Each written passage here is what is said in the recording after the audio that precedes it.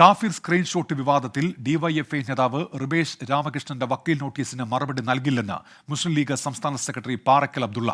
Police റിപ്പോർട്ടിൽ പറഞ്ഞ കാര്യങ്ങൾ മാത്രമാണ് താൻ ചൂണ്ടിക്കാട്ടിയത്. കേസിൽ പ്രതികളെ പിടികൂടാതെ പോലീസ് ഒത്തുകളിക്കുകയാണെന്നും പാറക്കൽ അബ്ദുള്ള 24 പറഞ്ഞു. അത് ഒരു വലിയ തമാശയാണത്. 2024 ഏറ്റവും വലിയൊരു തമാശ. ഈ ഇതൊന്നും കാണിച്ച് നമ്മളെ ഭയപ്പെടുത്തേണ്ട ആവശ്യമൊന്നുമില്ല. ഈ വക്കീൽ നോട്ടീസിന് ഒരു മറുപടിയും ഞങ്ങള് അയക്കുന്നില്ല. അതിനെ ഇഗ്നോർ ചെയ്യാണ്. പോലീസ് ഒത്തുകളിക്കാണെന്നുള്ള ആരോപണമില്ല. പോലീസ് ഒത്തുകളിക്കുക ഇതുവരെ ചെയ്തത് ഇതൊക്കെ CPM ക്രിയേറ്റ് ചെയ്ത് കൊണ്ടുവന്നതാണ് എന്ന് ജനങ്ങൾക്ക് പകൽ വെളിച്ചം പോലെ ബോധ്യപ്പെടുന്ന ഒരു സാഹചര്യമാണ് ഇപ്പോ ഈ കോടതിയിൽ പോലീസ് കൊടുത്ത അഫിഡവിറ്റിലൂടെ നമുക്ക് മനസ്സിലാക്കാൻ സാധിക്കുന്നത്.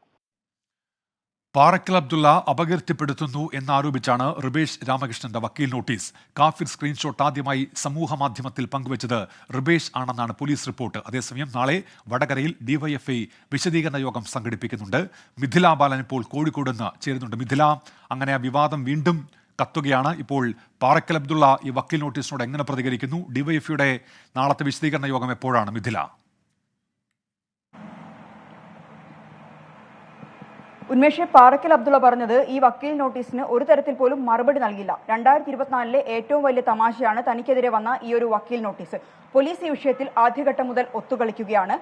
താൻ റിബേഷ് രാമകൃഷ്ണന്റെ പേര് താനായിട്ട് പറഞ്ഞിട്ടില്ല. ഹൈക്കോടതിയിൽ പോലീസാണ് റിപ്പോർട്ട് നൽകിയത്. പോലീസ് ഹൈക്കോടതിയിൽ പറഞ്ഞ കാര്യങ്ങൾ മാത്രമാണ് താൻ എടുത്തു പറഞ്ഞത് എന്ന ഒരു കാര്യമാണ് പാറക്കൽ അബ്ദുള്ള 24 പറഞ്ഞത്. ഈ ഒരു വക്കീൽ നോട്ടീസിൽ പറയുന്ന കാര്യം, റിബേഷ് രാമകൃഷ്ണൻ പറഞ്ഞ ഒരു കാര്യം എന്നത് തനിക്കെതിരെ മുൻ MLA കൂടിയായ പാറക്കൽ അബ്ദുള്ള വ്യാജ പ്രചാരണം നടത്തുന്നു. ഇത് തനിക്ക് വലിയ രീതിയിലൊരു മാനഹാനി, വ്യക്തിഹത്യ ഉണ്ടാക്കുന്ന ഒരു നടപടിയായി മാറുന്നുണ്ട്. തനിക്ക് പുറത്തിറങ്ങാൻ കഴിയുന്നില്ല.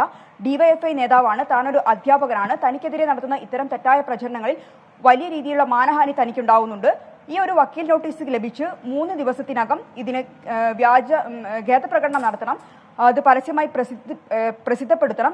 അത്തരത്തിൽ ഒന്നും ഉണ്ടായില്ലെങ്കിൽ നിയമ നടപടിയുമായി മുന്നോട്ട് പോകും എന്നാണ് ഈ ഒരു വക്കീൽ നോട്ടീസിലൂടെ റിബേഷ് രാമകൃഷ്ണൻ പറയുന്നത്.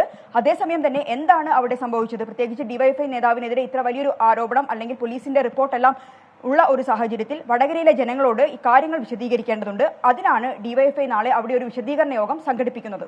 ശരി, മിഥില ബാലനാണ് വിവരങ്ങൾ നൽകിയത് കോഴിക്കോട്.